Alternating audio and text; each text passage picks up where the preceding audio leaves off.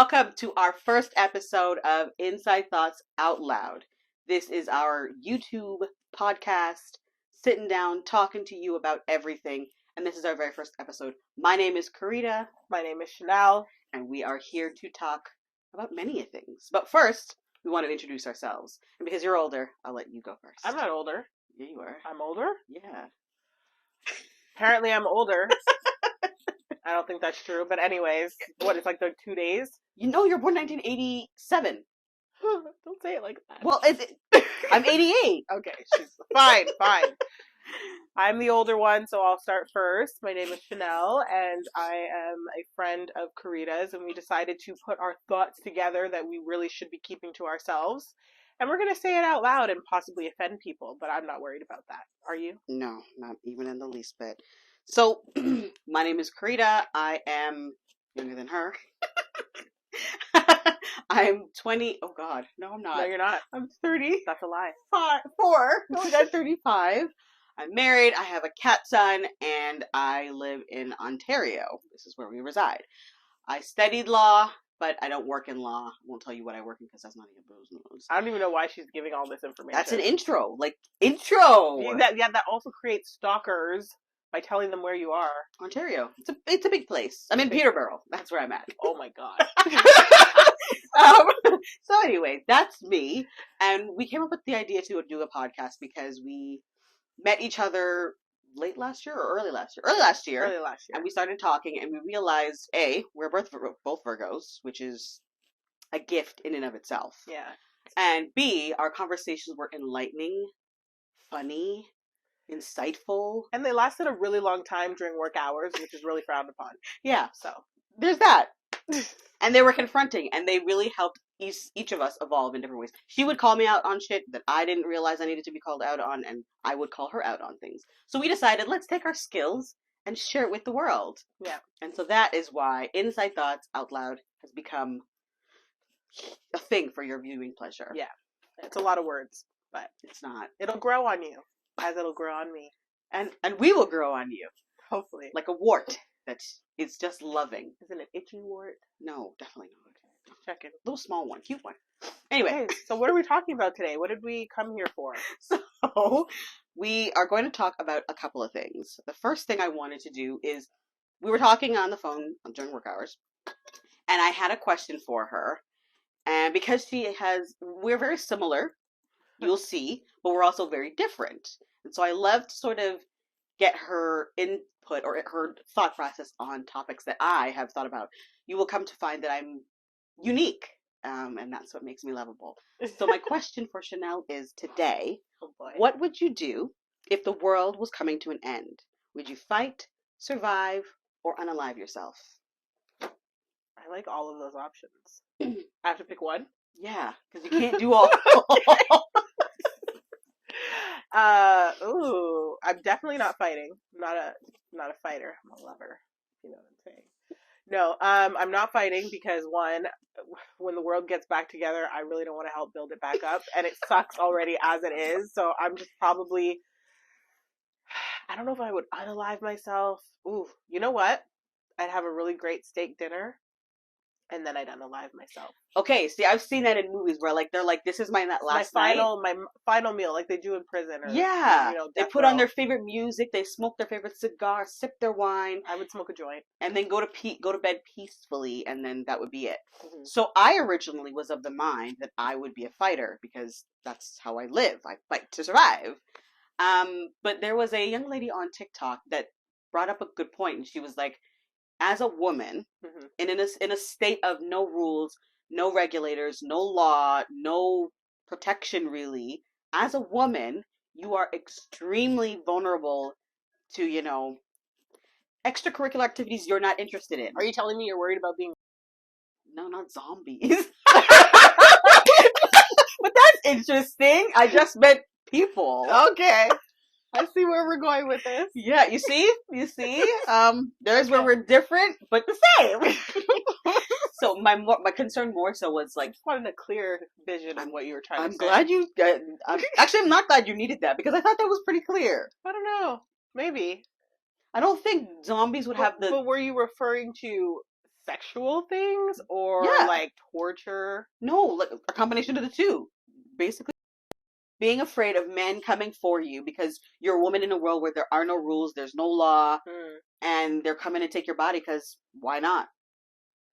Okay, well. So she brought up that point, and I thought to myself, that's a good point, especially if you are a woman who doesn't have male protection. And even if you do, if they figure your dude, it's 3 or 4 on one dude, they're going to kill him and then.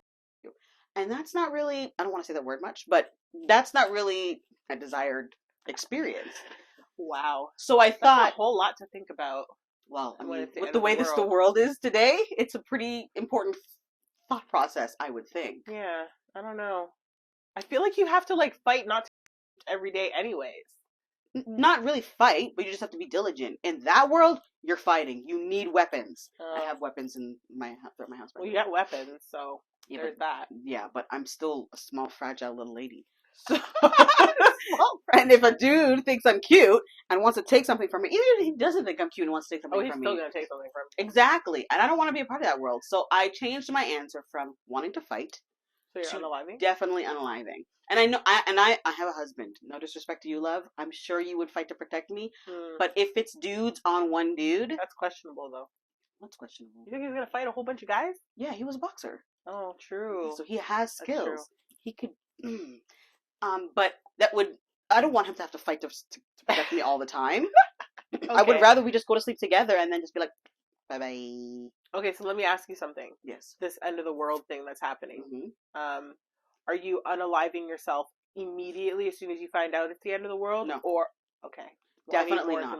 Because I feel like you're gonna wait it out and get some updates. I feel like currently we're on the edge of the end of the world anyway, and I'm not ready to end it because Amazon still ships my packages. So I'm like, wait, I gotta wait for it to be like alarms going off, like the newscasting where they're like, this is our last news reporting. We don't know what's gonna happen. Goodbye. And then it's like, oh my god, I gotta wait for bombs going off and Air Forces I gotta wait for the whole shoot and shebang before I'm like, all right, I'm going to give it 48 hours. And even then, yeah, so I would need probably like a week. And then I'd be like, all right. A week? Really? No. Okay, listen, COVID went on for like 3 years and we were just waiting. Yeah, but that wasn't end of the world. But it could have been. Yeah, but it didn't feel like the end of the world. So how do you know what the end of the world is? You would know. People running around going, ah! They were doing that. People were running around. They were hoarding toilet paper. It did feel very much. The shelves were empty in the grocery store. It legit felt very similar. But we were just like walking around Walmart like, man, there's no ground beef. Like we weren't like, we weren't like freaking out about it. We weren't at that point yet. I don't think we're at that point. Exactly. So when we're at the point. But you won't know when that point is. You will. I know. Okay, so first of all, let me backtrack and give you guys a little back history on Janelle here. She doesn't watch movies. No. So she doesn't know what the apocalyptic movies look like. That's true. And I've watched some movies. When in like 1996? Probably sometime in the 90s and the 2000s. Okay. If you've watched an apocalyptic movie recently, there's a very clear sense that shit's going down. Okay, well, did you see that movie, which I can't tell you the name of because I don't know the name of it, but... That's useful. They get like a text message, I guess, like towards the end of the world, and everyone gets a text message, and then only some people are going to be brought into like the shelter. That's many movies. There's many movies. Really? But this is recent. This is with what's his face? Gerard Butler? Yeah. Yes, I've seen it. You've seen that one? Of course. So do you think you'd get a text message, or you think you'd get like blown up? Of what importance am I to the government for them to be like, hey girl, we got a bunker, we're gonna send you a link and you're gonna they're not calling me. They're not calling insurance people?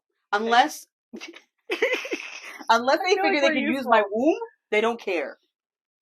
Your womb is not helpful. They want people to rebuild society. And repopulate the earth. No, they took children and stuff and women and men.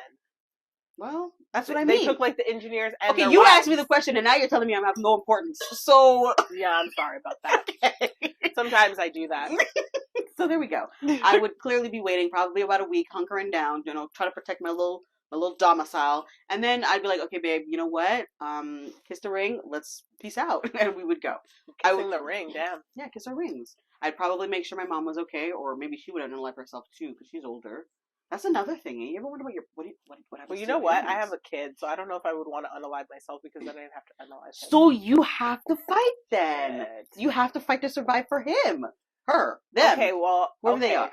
Them, one, only one. Yes, only one. Will only ever be one. Yeah, I guess I'd have to fight then. I have to switch up my thing because there's no way I'm killing my kids. Yeah, see? And I went from fighting to being like, I'm gonna have a steak dinner and then be out. I'm still having steak though. Good luck finding it. Oh, touche. So that's true. You see?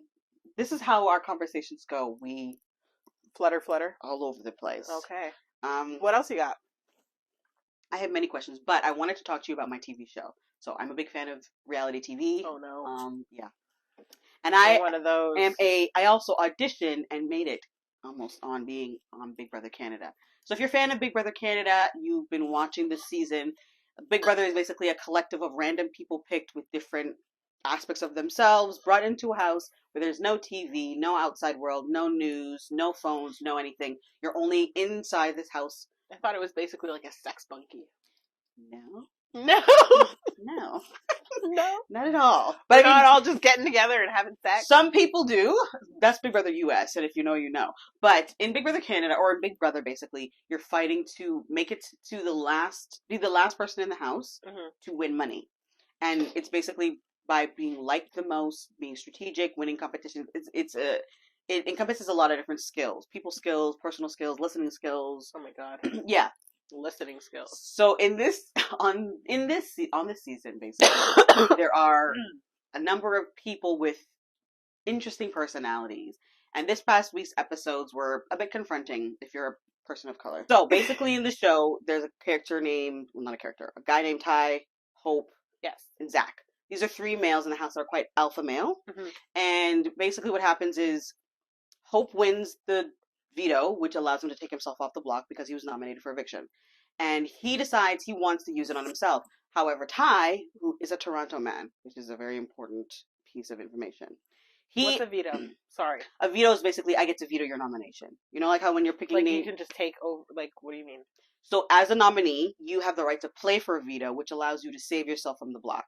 Oh. So because he was nominated, he was basically given the opportunity to play for a veto, to remove himself, to basically save himself for the week. And then the HOH, which is the head of household, they would then have to pick another person to go on the block. Okay. Make sense? Sure. Okay. So after Hope won, he was like, I'm going to take myself off the block. And Ty and Zach were like trying to mentally bend their way into outsmarting him into using it on himself and being like, that's not the move. You got to take off Santina, which is another girl in the house. Don't like her, whatever. Of course. And so Hope is like, why would I not protect myself? And they're like, all right, fine, do what you're going to do. So then we find out through watching the conversations between Ty and Zach that Ty has dirt on Hope that can get him kicked out of the house. Now, in Big Brother... Ty has dirt on Hope? Yeah, Hope is the guy who took himself off the block. This is a guy? Yeah, Hope is a guy. Noted. Black guy from Milton. His name? His Hope. Yeah. Doesn't matter. Let's carry on. Anyway, so Hope decides, so Ty basically is telling Zach, I'm going to use this information, I'm going to go to Big Brother, and I'm going to get him disqualified. So there are certain things you cannot have without being given to you by Big Brother. Letters from your loved ones or things from the outside world. You can't get information. Remember I said, no phones, Okay. No phones, no internet, no TV. So you're not supposed to be getting any communication from your loved ones unless it's given to you by Big Brother. Okay.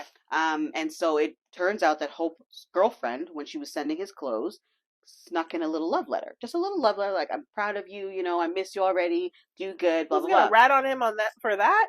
So Ty decides he's upset, and because Hope isn't going to do what he wants him to do, which is put himself in the line of fire to basically go home instead of protecting himself, Ty decides he wants to go tell Big Brother and get Hope kicked out. Big Brother hears, calls Zach in, and he's like, what's the deal with this letter, blah, blah, blah. Yeah. Have you seen it? Zach is like, yes, I've seen it. It's, you know, it's basically just encouraging words. But the guys kept referring to it as cheating. Now, my perspective is... What, it's not his girlfriend? No. Cheating as like he's cheating in the game. Oh, in the game. Yeah. And my theory is if the letter contained information that would give him an advantage playing against people, Mhm. which it was impossible because she sent it in and it came in the second day they were in And the she's house. not there, so she doesn't know Well, what's happening. watching, we can see conversations that Hope can't. Yeah. But the game had just started. So there was no information to share. It was just, I love you, I hope you do well. Now, they feel like words of encouragement from your family is a form of support that Big Brother gives you when you win something. So they felt like it was an unfair advantage because he had the letter. So Anyway, that gave him like some sort of like boost. will to go on. Yeah. Yeah. So basically Zach gets confronted by Big Brother. It's this whole thing. It becomes a big blow up in the house. Shout out to Kuzi and Kuzi's family. She is another house member. Mhm. She called them out hard. She's like, and my big issue is the same thing that she brings up. You want to call the letter a form of cheating. Yeah. However, you have this information for weeks and you chose to use it at an opportune time when you felt it would benefit your game. How is you not holding on to this information just as much as cheating as Hope having the letter in his pockets Yeah. and using it as a form of bullying and manipulation to move the game in a way that you want because it's not going your way? So this big blow up happens. Zach gets called out. Hope gets called out by Big Brother. He has to give Big Brother the letter. Small reprimanding. He can't vote for the week. I think the way that Big Brother Canada handled it was fair. Yeah. But and so what they did is they gave. So why didn't he just tell Big Brother about the letter? Because he wanted to keep it in his back pocket as a form of power. Not the guy who got the letter. Oh, you mean Hope? Yeah. Hope was like, well, it's just a letter that's like a loving letter, and it is because he hadn't won anything, so it was a form of boosting morale. So yes, in that instance, you could say it is unfair, but I don't feel like it's fair to say it was cheating. No, not cheating, but I'm saying like if I got that letter and I know I'm not supposed to have that letter, I would just let them know I got the letter so no one else can use that shit against me. Yeah, he didn't think that. Oh. He didn't think that way. I think you and I would have been like, let me keep this for 24 hours and then give it to Big Brother, but he kept it.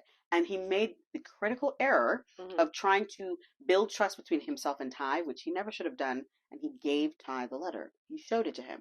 Nobody had really known. He showed Ty the letter before showing Big Brother the letter? That guy's an idiot. So, right. I mean, I don't think he's an idiot. Not an idiot, but I'm just saying, like, nobody in that house is your person. You're there to win. And so why would you show someone who's going to be competing with you that letter and not give it to Big Brother who gets to decide whether you stay or go? Like, that's just backwards. See, and that's kind of what my frustration was when I was watching the episode, because I kept thinking to myself, he kept saying, I had been working with these guys and I wanted to show with them that I was down. Friends, you're in the house for your family. Yeah. So if your family gives you a smidgen of an advantage, you take that shit to the grave. Yeah. You do not share with. You give him a secret, a made up one. Okay, this is gonna sound cold, but it's just like a fucking letter. Why are we showing people this letter? What does it matter? And when he did I would have ripped it up, got rid of it. Right? I would have I would have put it in my pillowcase and it would have just been in there till the end of the show. Nobody would have known it was there. Mm-hmm. So Hope, I love Hope's energy and that he thought he was doing a sensible thing. But from a strategy mind perspective, if you know there's an inkling that somebody can use something against you, you don't give it to them. You don't share that information. Yeah.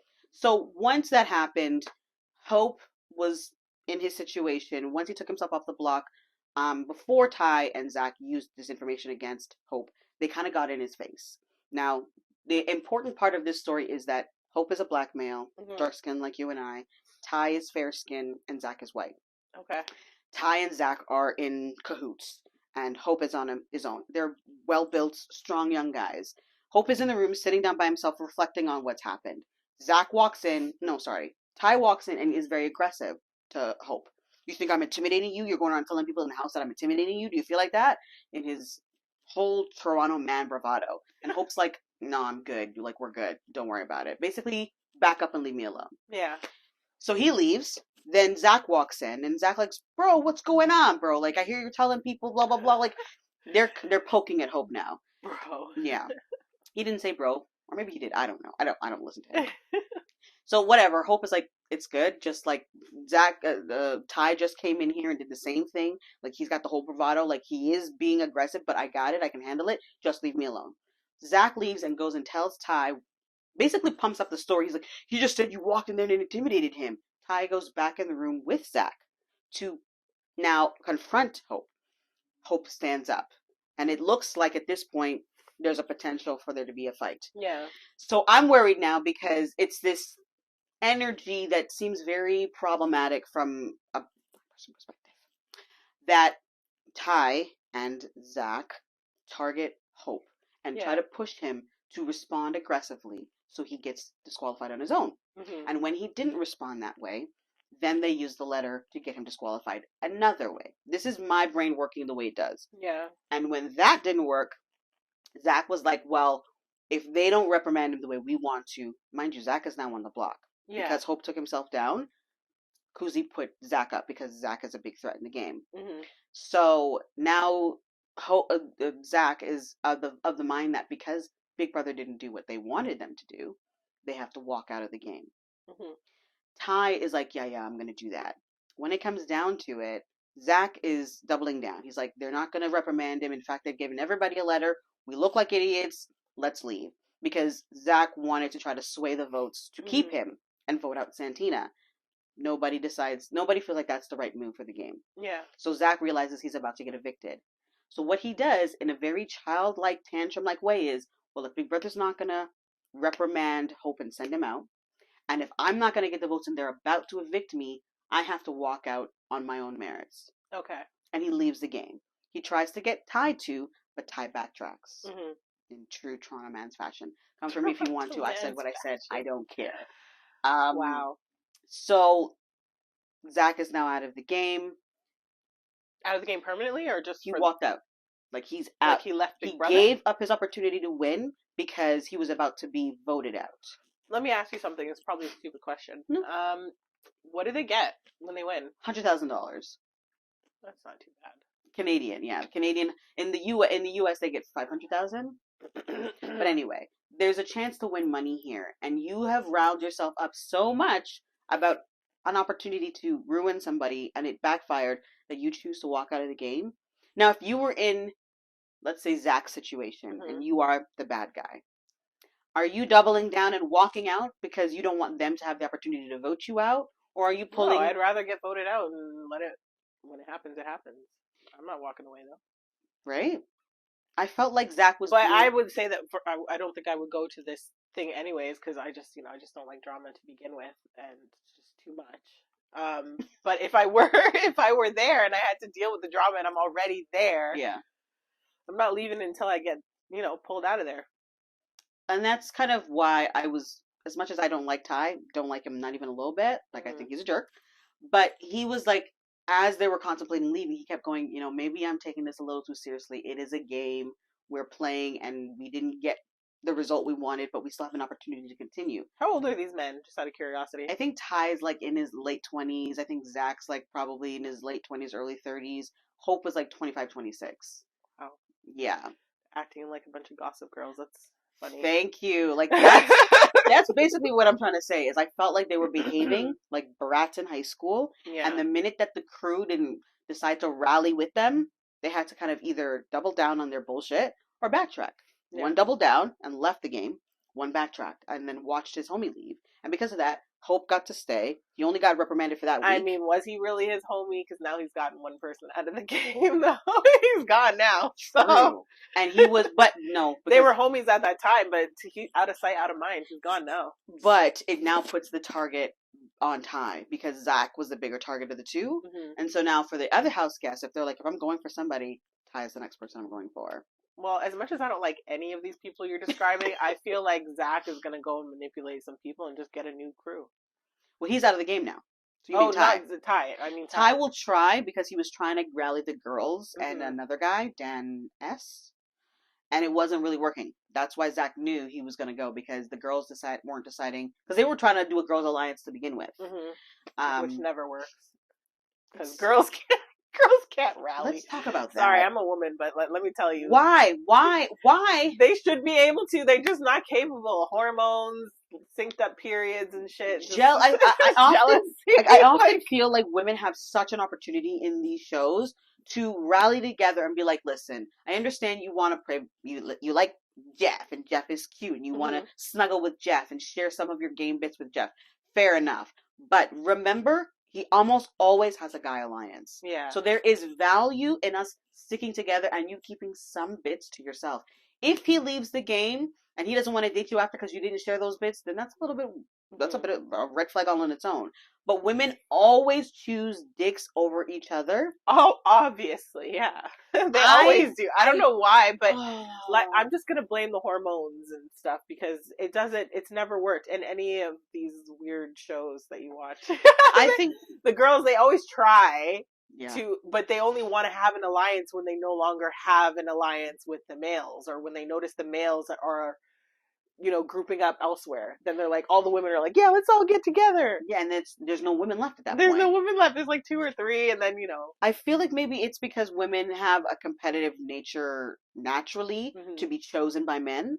And when there is this opportunity to join forces, you almost, like the song in Beyonce where the lady, she's like, women are taught to see each other as competitors. Yeah. As adversaries, not as, like, let's collectively join together and do things. This is why, reverting back, zombie apocalypse, men will be in packs of 4 and 5, and one woman. Men will be in packs of, like, huge, like, I don't know, the wolves against the bears shit. I don't know. Like, they're just gonna have, like, communities, and the women are be like, oh, I hate her. Exactly. You took my bra. You I'm not hanging out with her. I don't like her. Exactly. And that's a huge problem. Like, fundamentally, I don't understand why that is, but we're bred to be competitive with each other. Agreed. Women can maybe run in packs of 2 and 3, but there has to be a clear alpha. I wouldn't even say 2 and 3, because 3, I would say 2. 2 is probably safer, because if there's 3, there's always going to be one person out in a way, whether it's like energetically or there's something different about that person. I find that, like, if it's going to be women groups, could probably be groups of 2 would be like the healthiest. Okay, so in groups of 2, do you think there can be 2 alphas, or there has to be an alpha beta, or? Well, that's in male and female relationships. There needs to be like an no, alpha and beta. No. I've noticed in men, if a clear dominant male leader steps up, then there's only often one other person who wants to challenge him for the role. Yeah. But men are more keen to be like top dog, and then we're 2nd and 3rd, and then 4th and 5th. They're willing to be on the list. Yeah, because there's a protector, whereas women often are so used to having a male protector that when there is an alpha female protector, then it's this. Wait, how come you get to be? Yeah. Who gave you? I see what you mean. It'll all be like, well, why you? Yeah. And then some other female will be like, well, let's revolt against her. And it's like, why? Why? Why can't we just let her run things? I get so angry when I watch these things that I'm just like, being an alpha female is almost a detriment in these sort of situations, because you're an alpha female. So are you. Yeah, I know. There you go. So that's why. But you see, if it's just you and I, and we're both alphas, we work together. We'll work together, and then we'll kind of like build off of each other's ideas. Versus if we had a third person, she would either have to be a beta and just go with what we're doing, because otherwise it'd be like, okay, looking at her sideways. Yeah, no, that's true. That's what I'm saying. 2s is always like, it works out better. No offense. We will eventually have other people here, just so you guys know. But you will not be a beta. You will not be a beta. You'll have to, like, speak up for yourself. Yeah, exactly. Engage, because we have.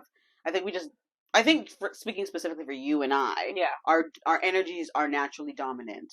So I think the reason why we both work so well in conversations, especially, is because we know the rules of ebb and flow. Yeah. Like, when I talk, you talk. When you talk, I listen. Like, there isn't ever this feeling like I'm scratching to be heard, because exactly, like, it's not I don't feel, this is going to come off arrogant, but I don't feel like I need to fight to be heard. I know I'm going to be heard. No. Oh no, girl, I hear you. You are heard. But I mean, so are you, right? Like, there's never a feeling of like I'm being ignored or being spoken over or fighting to have my say. Like, I'm never worried about that. Well, here's the thing. I've had female friends who have said the opposite opinion of me. What do you mean? In terms of, because you're already alpha, right? So I've had friendships with other women who are more beta, and they feel like I'm a lot. Oh. Like, I'm a lot. And they don't, I've heard that before. Not from a lot of people, but I've heard that before, where they don't feel like they can say much. But I'm always like, well, that's a you problem. That's a you problem. If you can't fight and speak up, like, I can't help you shine. You got to do that on your own, you know? I think that comes from because we are as Virgos, we can be quiet Yes. or loud. Mm-hmm. Like it's like Depends on the group. Yeah. it depends on the I feel like environment. we go with the energy. Exactly. Yeah, so. And if we're comfortable, like if I'm in a comfortable environment, Ori always tells me you tend to command the energy. Like you tend to command. Everybody says that to me. Yeah. Like, he's like, it's interesting to watch when you're talking, people just stop and listen. Yeah, and I'm everybody just like, says that.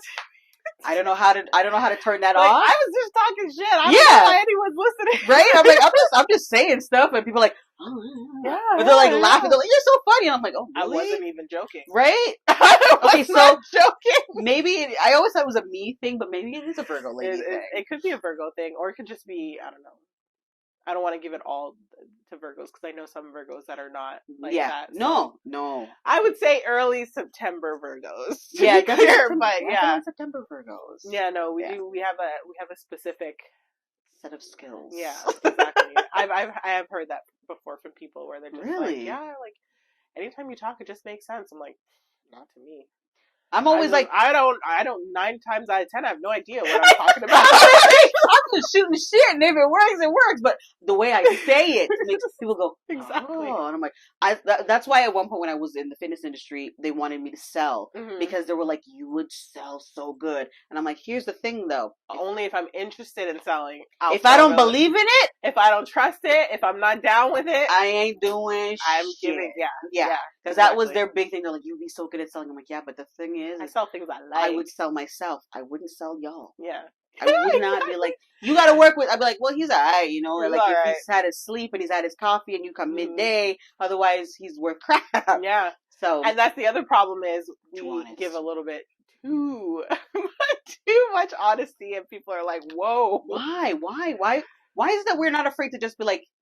It's not that I'm not afraid. I am. I'm actually very careful about what I say, but sometimes the filter just ain't there. So it's just gonna it's coming out one way or another. Maybe it's not that maybe it's more so like when I feel like the opportunity to, I feel like I've tread softly enough.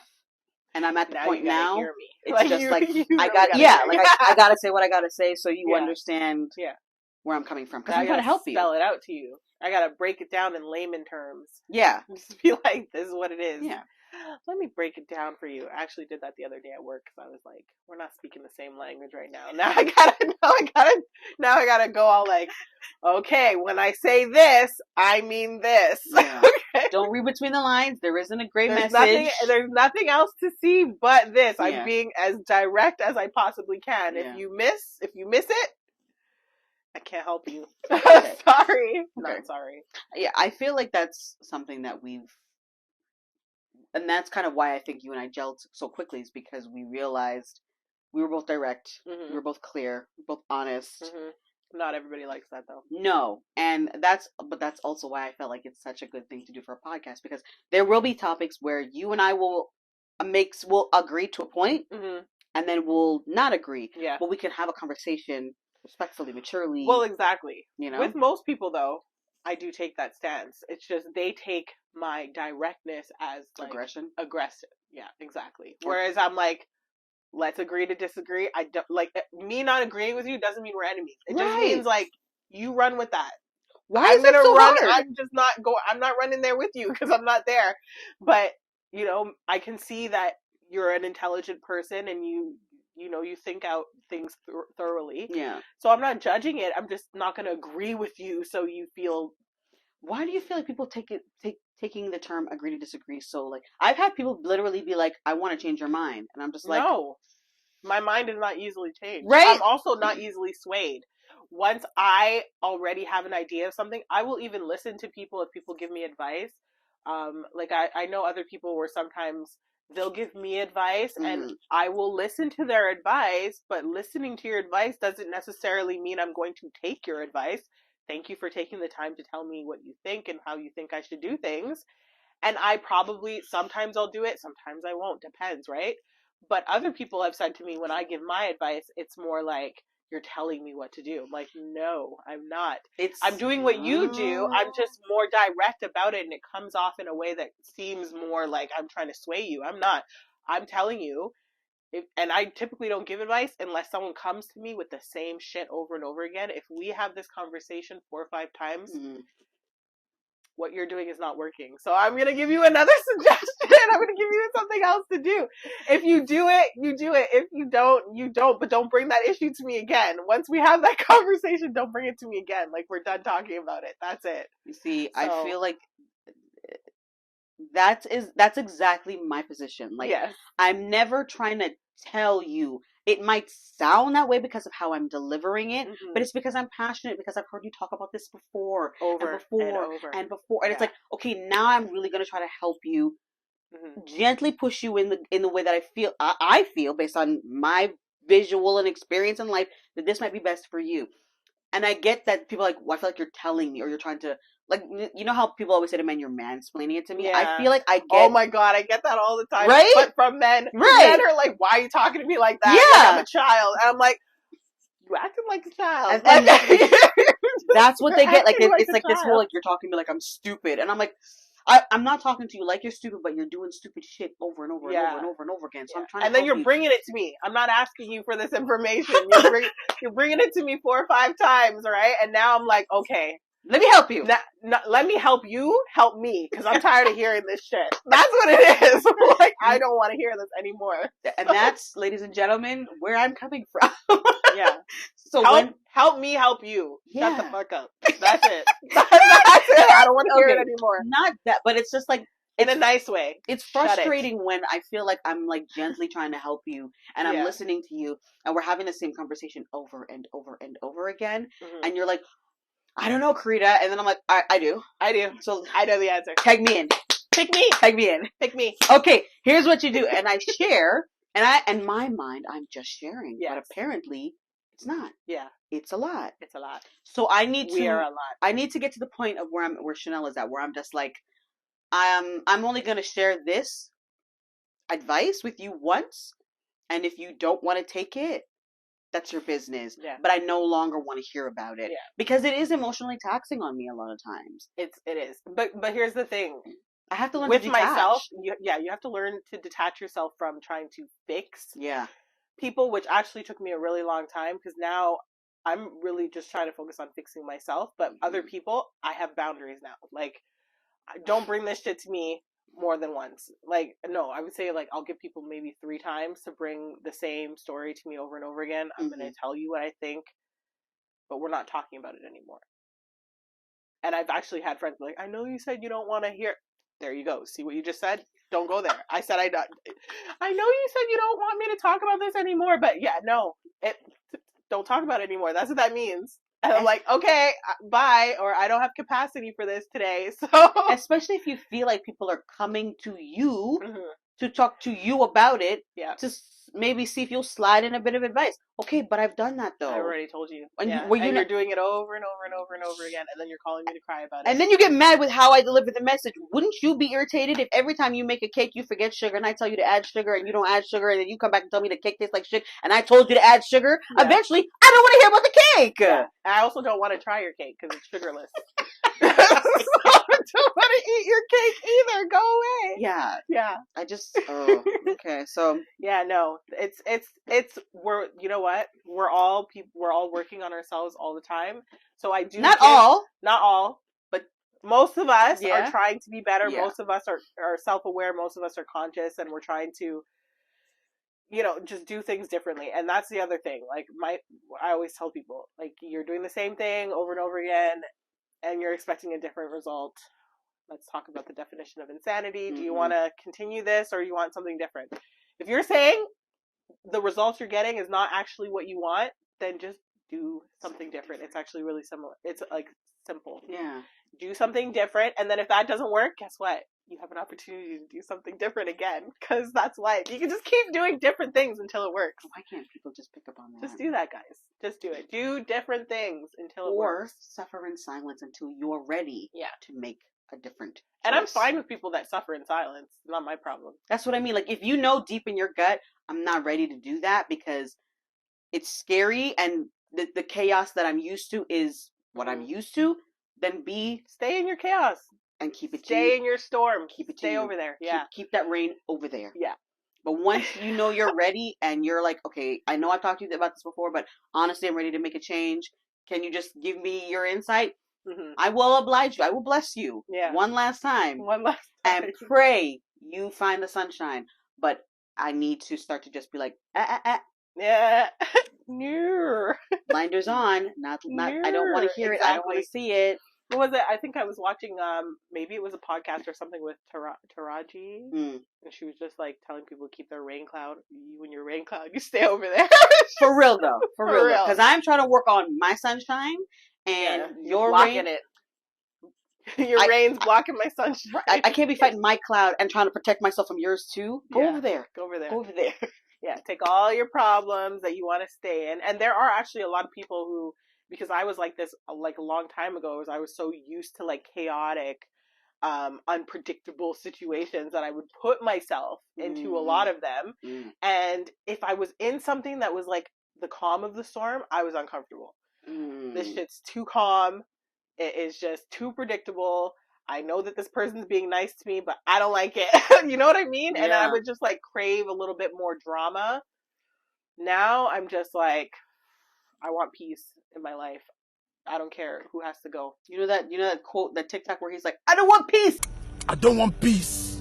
I want problems always. I want problems. I want peace. Like I'm keep your problems. I don't want peace. I want problems. Like he's like, there are people like that. Yes, and they want problems. He's one of them. No, I actually really you want take peace. Your problem people with you, and we will take our peace people all the way over here. And we will peace. Come on over, guys. Come here with the peace. Yeah. Problems over there. Over there. Yeah. Stay over there. Yeah.